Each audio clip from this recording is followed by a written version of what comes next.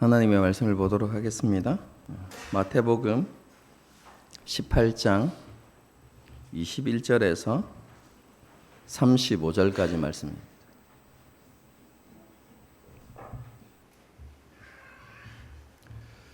마태복음 18장 21절에서 35절까지 말씀입니다. 한 절씩 교독하시겠습니다. 제가 먼저 읽습니다. 그때에 베드로가 나와 이르되 주여, 형제가 내게 죄를 범하면 몇 번이나 용서하여 주리이까? 7번까지 하오리이까? 7번뿐 아니라 7번을 70번까지라도 할지니라. 그러므로 천국은 그 종들과 결산하려 하던 어떤 임금과 같으니 갚을 것이 없는지라 주인이 명하여 그 몸과 아내와 자식들과 모든 소유를 다 팔아 갚게 하라 하니,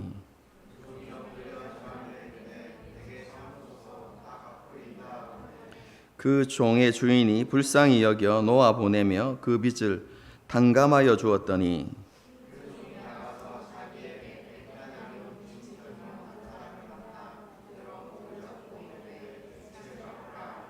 그 동료가 엎드려 간구하여 이르되 나에게 참아 주소서, 갚으리이다 하되,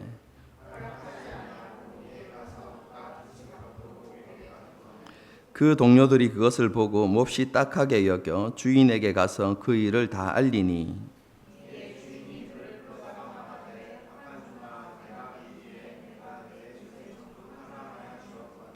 내가 너를 불쌍히 여김과 같이 너도 내 동료를 불쌍히 여김이 마땅하지 아니하냐 하고,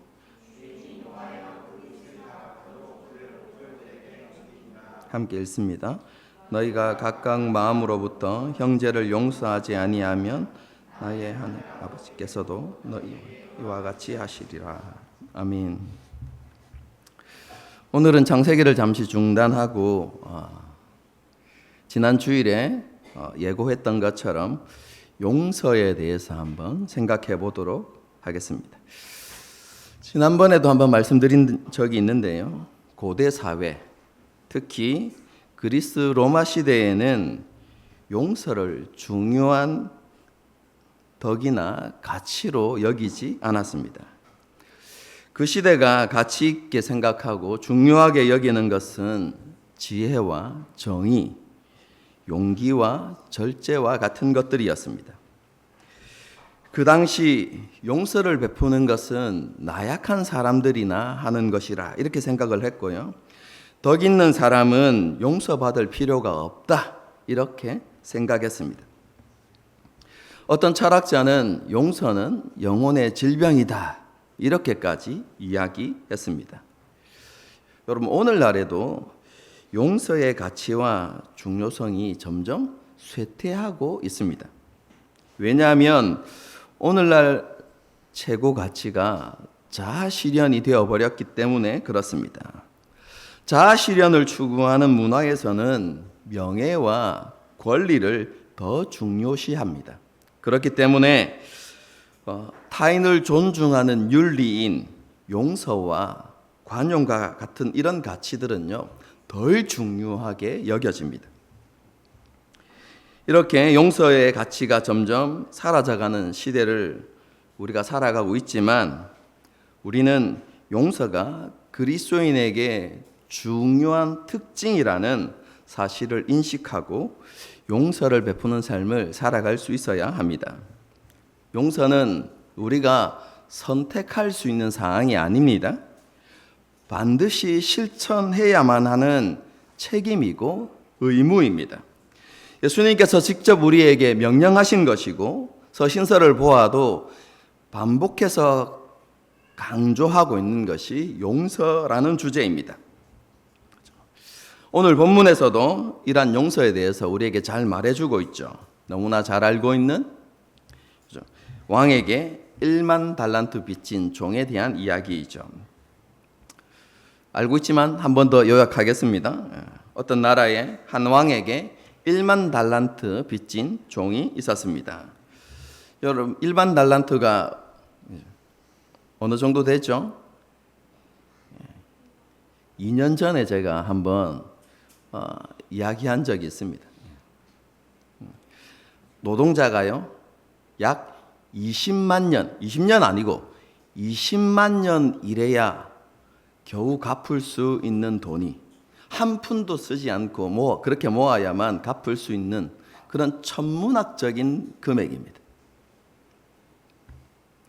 한마디로 도저히 갚을 수 없는 큰 빚을 지었다, 이렇게 생각하면 되는 것이죠. 왕은 그런 빚을 진 종에게 자신과 아내와 모든 소유를 다 팔아서 갚으라고 명령합니다. 그러자 종이 애원하죠. 참고 기다려주시면 다 갚겠습니다 라고 이렇게 애원합니다. 그러자 왕은 그를 불쌍히 여겨서 그 모든 빚을 탕감해 줍니다. 왕의 긍휼을 입은 그 종이 돌아오는 길에 자기에게 빚진 동료 한 사람을 만납니다. 100데나리온, 약 4개월치 월급이라고 이렇게 생각하면 되겠습니다. 그 종은 동료의 멱살을 잡고 빚을 갚으라고 강요하죠. 동료도 종이 왕에게 했던 것처럼 애원하면서 참아주면 갚겠다고 이야기합니다. 하지만 그 종은 용서하지 않고 그를 감옥에 가둡니다. 다 갚을 때까지. 이 모습을 보았던 다른 동료들이 왕에게 그 모든 사실을 다 이야기합니다. 그러자 왕이 격노하여서 다시 그 종을 불러들이고 그 빚을 다 갚도록 감옥에 가두었다는 비유이죠. 예수님께서 이 예화를 드신 이후에 이렇게 말씀하십니다. 너희가 각각 마음으로부터 형제를 용서하지 아니하면 나의 하늘 아버지께서도 너희에게 이와 같이 하시리라. 하나님의 용서와 긍휼을 입은 그리스도인은 반드시 긍휼과 용서를 베푸는 삶을 살아야 한다는 것이죠. 긍휼과 용서를 베푸는 삶을 통해서 하나님의 긍휼과 하나님의 용서를 세상 가운데 보여주는 그런 증인이 되어야 한다는 것입니다. 앞에서도 언급했지만 이것은 하나님의 명령이고 우리가 반드시 실천해야만 하는 의무입니다. 다르게 말하면 긍휼과 용서는 그리스도인의 삶의 원리이기에 우리는 긍휼과 용서를 베푸는 삶을 실천하며 살아가야 한다는 것이죠. 그뿐만 아니라 우리는 미움과 증오, 분노와 복수심에 사로잡힌 삶을 살지 않기 위해서라도 용서하는 삶을 살아야만 합니다. 우리가 용서하지 않으면요, 우리의 마음은 점점 완고해집니다. 시간이 더 지나면 미움과 증오, 분노와 복수심이 우리 마음 가운데 깊이 뿌리 내리고 그것이 쓴뿌리가 되어지죠. 그래서 우리 자신만을 망치는 것이 아니라 다른 사람에게 그 쓴뿌리를 통해서 악한 영향을 나타내는 그런 사람이 되고 마는 것입니다. 그리고 그것을 해결하지 않으면 그 쓴뿌리가 공동체 안에 점점 퍼져나가는 그런 일들이 생겨나는 것이죠. 그러므로 우리 자신과 공동체가 이런 악한 영향력에 사로잡히지 않도록 예수님께서 우리에게 말씀하신 것처럼 각각 마음으로부터 형제를 용서하는 삶을 살아가야 하는 것입니다. 여러분, 그렇다면 우리는 어떻게 용서를 실천해야 할까요? 용서를 바르게 이해하고 실천하기 위해서는 가장 먼저 용서의 모델이 되는 십자가 사건을 우리가 잘 이해해야만 합니다. 십자가에서 이루어진 하나님의 용서를 바르게 알아야만 우리가 용서를 바르게 알고 바르게 실천할 수 있게 되는 것이죠. 아담과 하와가 선악을 알게 하는 나무의 실과를 선택했을 때 영적 죽음이 왔습니다. 그 후에 모든 사람이 죄를 범하여서 하나님의 영광에 이르지 못하게 되었습니다. 아무도 하나님 앞에 설 수 없게 되었다는 것이죠. 모든 사람이 하나님을 잃어버린 존재가 된 것입니다. 이런 인류가 하나님과 다시 화목하기 위해서는 하나님의 용서가 필요했습니다. 그 용서가 십자가이죠. 여러분, 그런데 그 하나님의 용서에는 너무나 값비싼 대가가 지불되었다는 사실을 우리는 분명히 알고 있어야만 합니다. 하나님께서 우리를 용서하시기 위해서 우리가 지은 죄에 대한 모든 진노와 심판을 예수님께서 대신 감당하게 하신 것이죠. 예수님의 무한한 대가 지불을 통해서 하나님의 용서가 이루어진 것입니다. 쉽게 말하면 그 십자가에서 하나님의 정의와 하나님의 용서가 함께 이루어졌다는 사실. 여러분, 그것이 용서의 중요한 모델이 됩니다. 죄에 대한 하나님의 정의가 온전히 다 시행되어진 이후에 용서가 이루어졌다는 말입니다. 우리는 이 십자가에서 용서가 무엇인지를 배울 수 있습니다. 용서란 자격이나 공로를 갖추어서 얻어내는 것이 아니라 은혜와 사랑으로 주어지는 것이다라는 것을 먼저 이해해야만 합니다. 그리고 그런 용서에는 베푸는 쪽에 희생이 필요하다라는 것도 알아야만 합니다. 중요하기 때문에 다시 말씀드립니다. 용서는 그렇죠? 은혜와 사랑으로 주어지는 것입니다. 여러분, 그런데 베푸는 쪽에 뭐가 필요하다고요? 희생, 대가 지불이 필요하다라는 것을 이해해야만 합니다. 조금 더 구체적으로 말하면 용서는요, 복수할 권리와 가해자에게 상응하는 대가를 요구할 권리를 포기하고 내려놓는 것입니다. 복수나 안갚음, 비난과 정죄를 내려놓고 가해자의 변화와 유익을 위해서 기도하면서 화해를 추구하는 것이 용서입니다. 이러한 용서에는 반드시 감정의 변화가 먼저 일어나야 한다. 여러분, 그렇지 않습니다. 우리의 감정과는 별개로 우리가 하나님께 받은 그 용서와 긍휼을 기억하면서 가해자를 향한 마음가짐과 태도를 바꾸는 것입니다. 감정의 변화가 아니라 뭐라고요? 가해자를 향한 마음가짐과 태도를 바꾸는 것이다 라는 것도 우리가 반드시 알아두어야만 하는 것입니다. 이런 용서의 목적은 내적 치유가 아닙니다. 가해자에게 복수하는 것은 더더욱 아닙니다. 용서의 목표가 무엇이겠습니까? 화해입니다. 그리고 용서가 공동체에 속한 사람과 관련이 있을 때에는 공동체의 회복도 용서의 목표가 됩니다. 가해자를 모욕하거나 정죄하는 것이 아니라 죄를 바로잡아서 화해하는 것, 그리고 공동체를 온전케 하는 것이 용서의 목표라는 것입니다. 여러분, 이러한 목표를 성취하기 위해서는 용서가 정의와 함께 추구되어야만 합니다.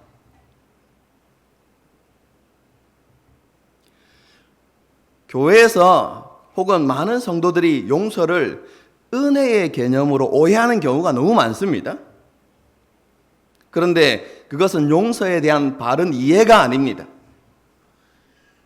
무조건 덮자. 여러분, 이것은 용서가 아닙니다, 여러분. 용서는 무엇과 함께 여러분 시행되어져야 한다고요? 정의와 함께 시행되는 것입니다. 여러분, 이것과 관련된 말씀 두 곳을 살펴보도록 하겠습니다. PPT를 한번 띄워주십시오. 레위기 말씀과 누가복음 말씀입니다. 레위기 19장 17절 18절 그렇죠? 다 같이 한번 읽어보도록 하겠습니다. 너는 내 형제를 마음으로 미워하지 말며 내 이웃을 반드시 견책하라. 그러면 내가 그에 대하여 죄를 담당하지 아니하리라. 원수를 갚지 말며 동포를 원망하지 말며 내 이웃 사랑하기를 내 자신같이 사랑하라. 나는 여호와니라. 누가복음 17장 3절 4절 다 같이 읽겠습니다. 너희는 스스로 조심하라. 만일 내 형제가 죄를 범하거든 경고하고 회개하거든 용서하라. 만일 하루에 7번이라도 내게 죄를 짓고 7번 내게 돌아와 내가 회개하노라 하거든 너는 용서하라 하시더라. 이 두 본문에는요, 용서의 원리, 곧 공동체 안에서 어떤 사람이 피해를 입었을 때 그가 가해자를 어떻게 용서해야 되는지가 잘 나타나 있습니다. 한 사람이 다른 사람에게 잘못을 범했을 때 어떻게 반응해야 됩니까? 피해자가 해야 되는 것은 마음으로 미워하지 않는 것, 원수를 갚지 않는 것, 원망하지 않는 것입니다. 그리고 가해자의 죄를 견책 혹은 경고하는 일도 해야만 합니다. 무조건 덮는 게 아니라 가해자의 죄를 어떻게 하라고요? 견책, 경고합니다. 그리고 뭐 해야 됩니까? 마지막으로 용서하는 것. 이것은 피해자가 해야만 하는 것입니다. 그리고 가해자가 해야 되는 것이 있죠. 뭡니까? 자기의 죄를 인정하고 사과하면서 용서를 구하는 것. 이것은 가해자가 해야 되는 것입니다. 여러분, 이것을 시간 순서로 이렇게 재구성해 보면서, 그렇죠? 어떻게 하는 것이 지혜로운 방법인가를 제가 말씀드리도록 하겠습니다. 여러분, 이런 문제들이 생겨났을 때 먼저 피해자는 가해자를 용서하겠다고 결심해야 합니다. 여러분, 주의할 점이 있습니다. 여기에서 용서할 때, 그렇죠? 이것은 감정의 영역으로 한정하면 안 됩니다. 가해자를 향한 악한 모든 감정들을 다 해결하고 진행해야 하는 게 아니라는 의미입니다. 아까 용서가 뭐라고 했습니까? 가해자에 대한 복수나 안갚음을 포기하는 것이라고 얘기했죠. 여러분, 그런 결단을 가지고 용서를 시행하는 것입니다. 하나님께서 우리에게 베풀어 주신 은혜와 사랑을 기억하고 묵상하면서 그 은혜를 의지하여서 용서하겠다고 결심하는 것입니다. 그리고 가해자와 만날 준비를 하는 것이죠. 여러분, 우리 안에 분노가 끓어오를 때 가해자를 만나는 것이 아니라 그 분노가 조금 진정되었을 때 가해자를 만나야 되는데, 그렇죠? 가해자를 만날 때도 어떻게 해요? 준비해서 만나는 것입니다. 하나님께 기도로 도움을 구하고 마음과 생각을 정리하는 것이죠. 여러분, 특히 그 준비할 때 자신이 가해자에게 혹시 잘못한 일은 없는지를 돌아보고 그것을 정리해서 만나야만 합니다. 여러분, 여러분, 어떤 관계에서 문제가 생겼을 때 100% 한쪽의 잘못인 경우는 거의 없습니다. 그렇죠?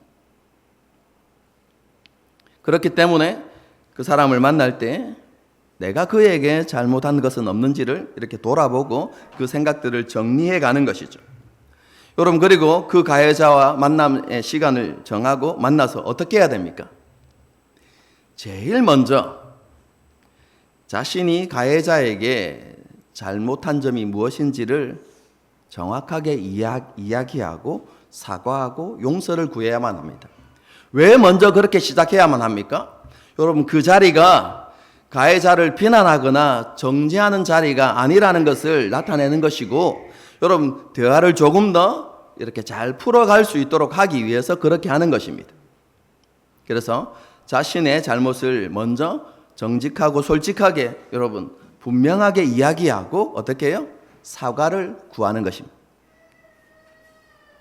여러분, 그리고 거기에서 끝나는 것이 아니라 자기가 이렇게 말을 다 하고 난 다음에는 가해자에게 물어보는 것입니다. 혹시 내가 더 잘못한 내용은 없는지 물어보는 것입니다. 가해자가 보기에 내가 또 잘못한 모습이 있을 수 있잖아요. 그래서 그 이야기를 들어보고 그것이, 그렇죠, 분명한 사실이라면 어떻게 합니까? 변명하지 말고 있는 그대로 인정하고 사과해야 되는 것이죠. 그 이후에 가해자가 자기의 잘못을 이야기하도록 그렇게 좀 기다려 주는 것입니다. 만일 가해자가 먼저 자기의 잘못을 말하고 그것에 대해서 사과하면 그 사과를 받고, 그죠? 용서하겠다고 이렇게 말해야 하는 것이죠.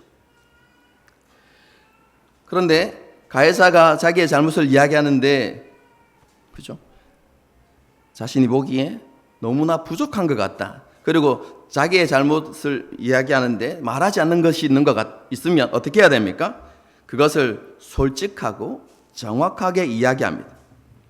그럼 가해자의 잘못이나 죄를 비난하거나 정죄하는 것이 아니라 가해자가 자신에게 어떤 잘못을 저질렀는지, 그리고 범한 죄가 무엇인지를, 그죠? 그것에 대한 사실을 정확하게 이야기하는 것입니다. 그리고 그것으로 인해서 내게 어떤 아픔과 상처가 있었는지를 분명하게 이야기하는 것이죠. 그리고 가해자가 충분히 그것을 인식할 수 있도록, 이해할 수 있도록 정확하게, 분명하게 이야기해야 됩니다. 그 말을 들은 가해자가 자기의 잘못을 인정하고 사과하면 그 사과를 받고 용서하겠다고 이야기하는 것이죠.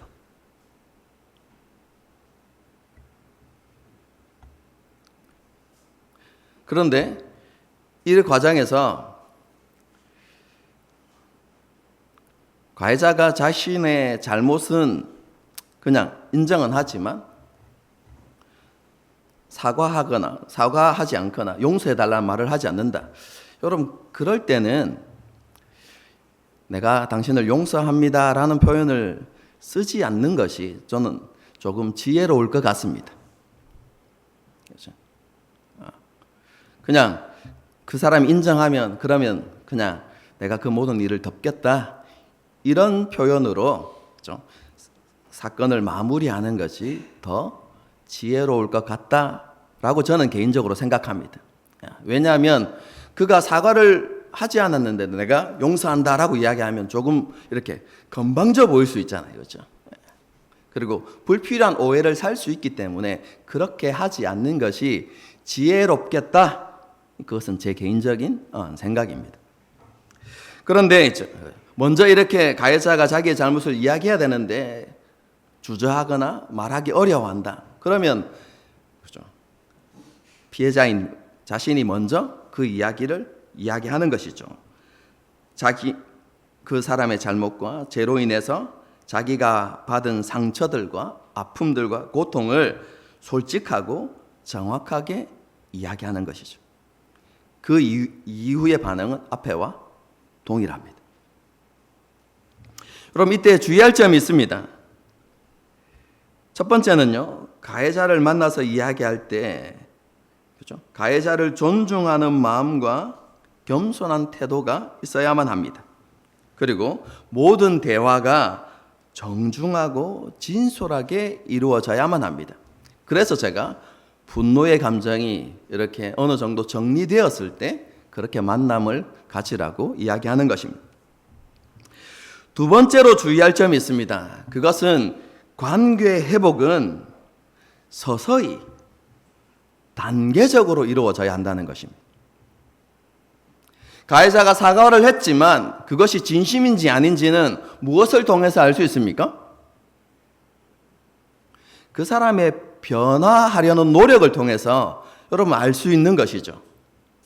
여러분, 그렇기 때문에 그의 모습을 지켜보면서 그의 사과가 진심이었는지, 그리고 자기가 사과한 것처럼 자신의 변화를 위해서 노력하고 있는지를 우리가 잘 살펴보면서 단계적으로 관계를 회복하는 것이 지혜로운 것입니다. 그것이 주의해야 될 점입니다. 여러분, 그런데요, 가해자를 만나서 모두 이런저런 이야기들을 다 했는데 가해자가 자기의 잘못을 인정하지 않고 사과하지 않으면 어떻게 해야 될까요? 그런 사람들도 있지 않습니까? 그죠? 어떻게 해야 되죠? 여러분, 이것은 두 가지 경우로 나누어서 생각해 봐야만 합니다. 첫 번째는 가해자가 다른 교회 교인이거나 불신자일 때 하나. 두 번째, 가해자가 함께 신앙생활하는 공동체에 속한 지체일 때, 이렇게 두 가지로 나누어서 생각해 보아야 한다고 그렇게 생각합니다. 만일 가해자가 다른 교회 교인이거나 불신자인데 그가 자기의 잘못을 인정하지 않으면 어떻게 해야 됩니까? 한두 번 더 만나서 다시 정확하게 이야기해야만 합니다. 그래도 변화가 없다면 여러분 그것은 어쩔 수 없습니다. 가해자가 피해자인 우리 자신이 화해를 위해서 용서를 위해서 용서와 화해를 위해서 노력했음에도 불구하고 가해자가 잘못을 인정하지 않고 화해를 원치 않는다면 우리가 더 이상 할 수 있는 게 없는 것이죠. 여러분 그런 경우에는 가해자와 거리를 두는 것이 지혜로운 것입니다. 계속 만나면 우리에게 더 깊은 상처와 고통들이 생겨나기 때문에 그것을 미리 방지하는 것이 지혜롭습니다. 물론 이때도 우리는요, 가해자가 변화되고 가해자가 하나님 앞에 온전해질 수 있도록 기도해야만 합니다. 그가 바른 삶을 살아갈 수 있도록 그의 유익을 위해서 우리가 기도해야 되는 것이죠. 가해자가 불신자인 경우에는 한 가지 기도 제목이 더 추가되어집니다. 그가 하나님을 만날 수 있도록, 그가 거듭날 수 있도록 우리가 그를 위해서 기도해 주어야 하는 것이죠. 그러면서 거리를 두고, 여러분 직장에서 매일 만나야 하는 사람들이라면 어떻게 해요? 그냥 만나서 꼭 해야만 하는 그런 관계만 맺고 거리를 계속해서 두는 것이 유익하고 그것이 지혜로운 것입니다. 여러분 같은 교회 지체가 가해자면 어떻게 해야 됩니까? 여러분 그것은요, 마태복음 18장 15절에서 17절에 나와 있는 그 순서를 따라서 진행하면 됩니다. 1대1로 만나서 용서와 화해를 진행하려고 했는데 가해자가 인정하지 않고 사과하지도 않는다. 여러분 그러면 피해를 입은 그 사람은 교회 지도자에게 상황들을 알리고, 그리고 모든 상황을 잘 알고 있는 한두 사람을 데리고 가서 다시 이야기하는 것입니다. 그래서 그 가해자가 무슨 잘못을 저질렀는지, 그 죄가 어떠한지 명백하게 밝히고, 그 사람으로 하여금, 그 가해자로 하여금 사과하도록 하는 것이 그 다음 단계입니다. 물론 그때도 앞에서 설명했던 것처럼 가해자의 잘못 이런 것들도 정확하게 다루어 주어야만 합니다. 그렇죠? 여러분 그렇게 한두 사람이 가서 그런 일들을 했는데도 그 사람이 자신의 잘못을 인정하지 않고 사과하지 않으면 어떻게 해야 됩니까? 그렇죠? 교회 전체에 이야기하고, 두 번째 단계는 가급적 여러분 비공개로 행해야 됩니다. 소문이 더 많이 나지 않도록 해야 되는 것이죠. 그죠? 그 다음에는 어떻게 한다고요? 교회 전체에 이야기하고 교회 지도자와 피해자 이렇게 함께 그 사람에게 가서 그 사람의 잘못과 죄를 인식하게 하고 사과하도록 그렇게 요청해야 되는 것이죠. 여러분 그런데도 그가 사과하지 않으면 어떻게 합니까? 그 사람을 공동체 안에서 분리하는 것입니다.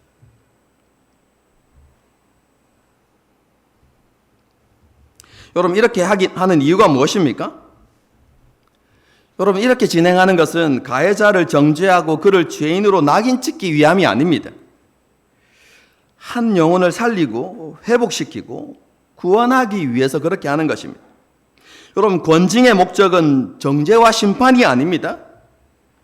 그릇된 길을 가는 성도를 올바른 길로 오도록 하고, 그죠? 그가 진리 위에 바로 서도록 하기 위한 목적이 바로 여러분 권징입니다.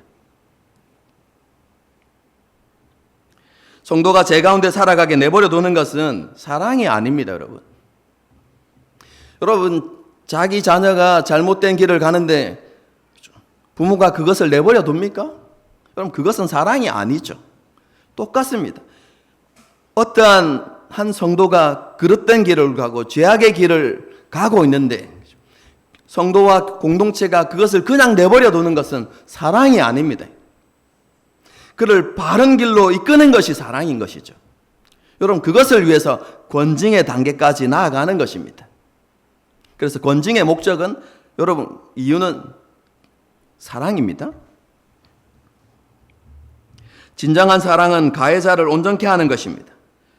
성도와 교회는 악이 멋대로 활개치도록 내버려 두어서는 안 됩니다. 우리는 선으로 악을 이겨야만 하는 것입니다. 여러분, 이러한 원리는요, 피해자가 가해자의 잘못이나 죄를 견책하거나 경고할 때도 적용되는 것입니다. 아까 말씀드렸죠. 가해자의 잘못을, 그죠, 죄를 견책하거나 경고하는 것은 그를 비난하거나 정죄하는 것이 아닙니다. 그를 올바른 길로 돌아오도록 하는 사랑의 마음으로, 그리고 겸손의 태도로 그렇게 하는 것입니다. 그리고 한 가지 더 알아둬야 할 것이 있습니다. 만일 가해자가 법을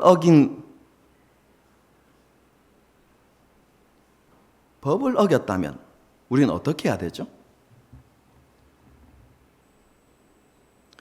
여러분, 그것은 정당한 처벌을 받게 하는 것이 바른 방법입니다.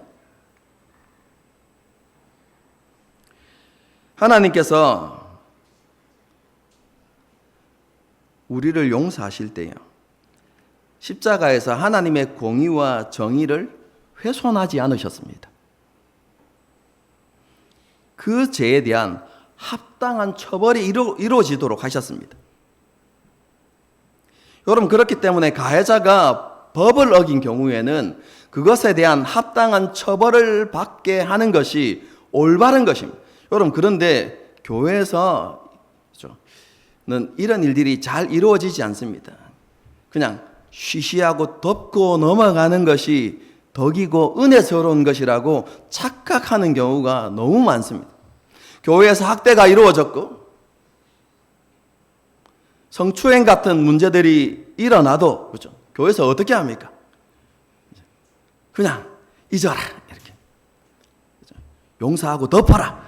여러분, 이것이, 그렇죠, 이런 문화들이 너무 많은데요, 여러분, 이것은 정말로 잘못된 것입니다. 하나님의 공의와 하나님의 정의를 훼손하는 것입니다, 여러분. 그건 용서가 아닙니다, 여러분.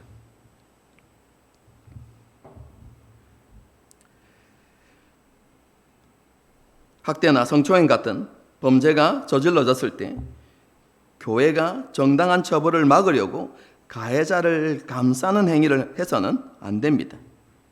그렇게 하는 것은 가해자를 계속해서 죄 가운데 버려두는 악한 행동입니다.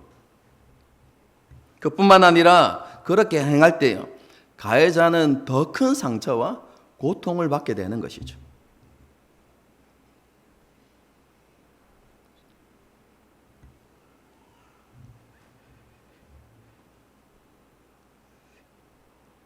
그런 일이 일어났을 때 피해자와 성도는 그 사람을 마음으로는 용서해야만 합니다.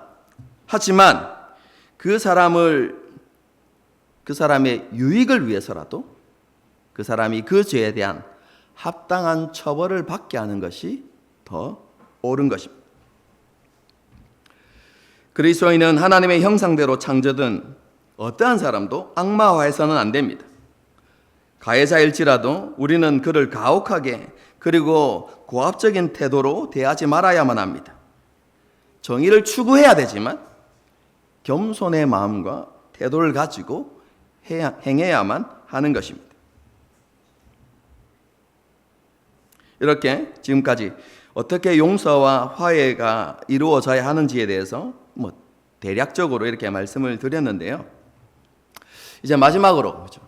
그러면 언제 피해자가 가해자를 찾아가야 하는가, 용서와 화해가 이루어져야 하는가에 대해서 한번 생각해 보도록 하겠습니다. 여러분, 용서와 화해가 이루어져야 하는 상황은요, 그죠? 교회에서 일어나는 모든 잘못된 상황이 아닙니다, 여러분. 사소한 잘못이나, 그죠? 관습의 차이로 일어나는 그런 일들은 그냥 덮고 넘어가는 것이 옳은 것이고 지혜로운 것이고 사랑입니다, 여러분.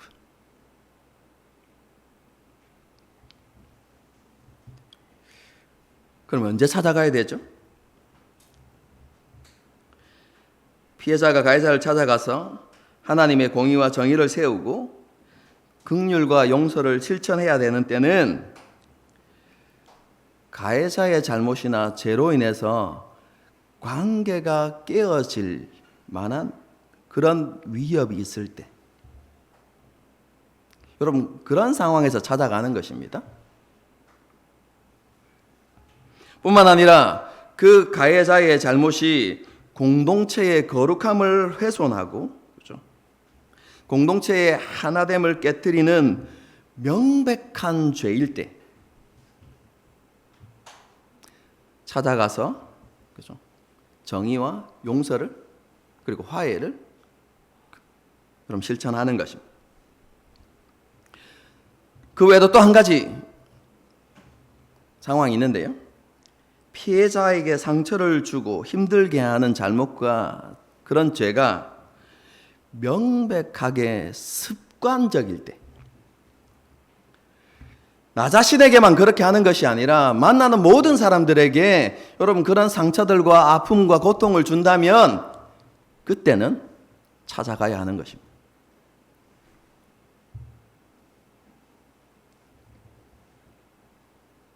이렇게 가해자의 죄가 개인과 공동체에 큰 해가 되는 것이 명백할 때 사랑과, 그죠? 겸손의 태도를 가지고 가해자를 찾아가서 정의를 여러분 실천하고 용서와 화해를 시도해야 되는 것이죠.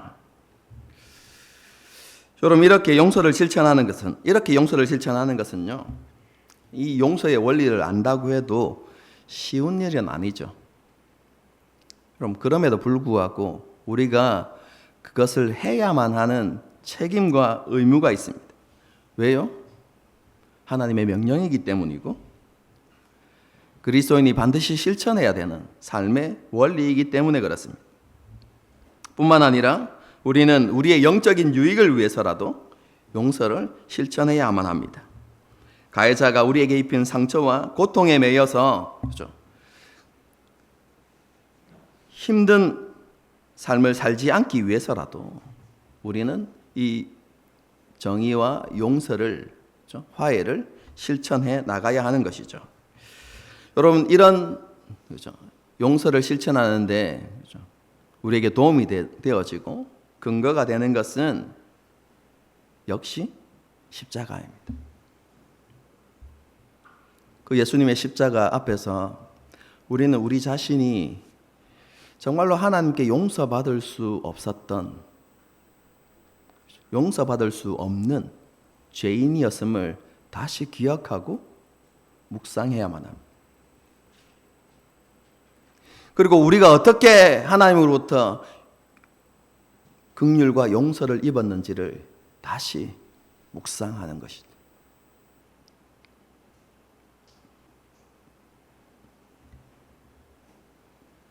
그리고 그 모든 것에 대해서 감사하는 마음으로 용서를 결단하고 실천하려고 노력해야 하는 것이죠.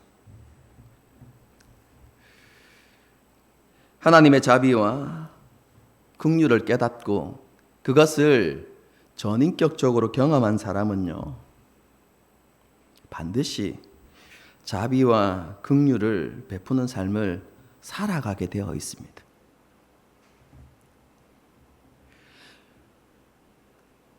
한 성도의 삶 가운데 자비와 긍휼을 베푸는 삶이 없다.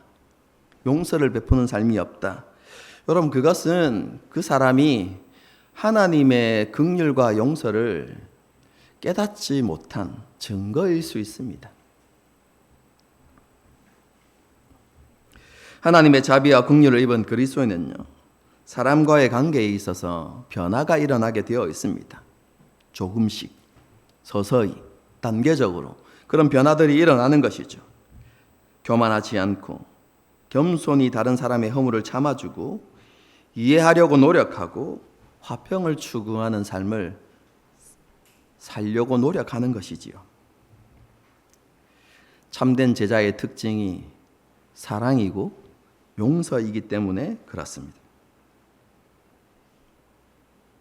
우리가 이런 삶을 살아가기 위해서는 말씀과 기도, 예배를 통해서 하나님과 점점 더 깊은 교제를 누려갈 수 있어야만 합니다.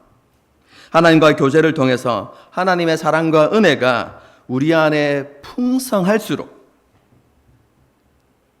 우리가 용서와 화해를 조금 더 잘 실천할 수 있기 때문에 그런 것입니다. 우리가 이렇게 용서를 실천해 가면 우리의 성품이 깊어져 갑니다. 하나님을 점점 더 닮아가는 것이죠. 그리고 우리가 용서를 실천하면 실천할수록 우리가 하나님께 받은 용서의 깊이와 넓이를 더 깨달아가는 은혜가 우리 가운데 있게 됩니다.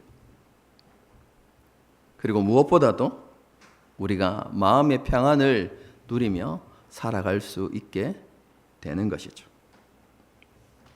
이것이 용서를 통해서 주시는 은혜인데요. 힘들고 어렵겠지만, 그죠? 우리가 이런 용서와 화해를 실천함으로 우리도 하나님 앞에서, 그죠? 영적으로 건강해져 가고 우리 공동체도 이렇게 건강해질 갈 수 있었으면 좋겠습니다. 그리고 우리의 삶의 특징이 용서가 되는 그런 일들이 있기를 바랍니다.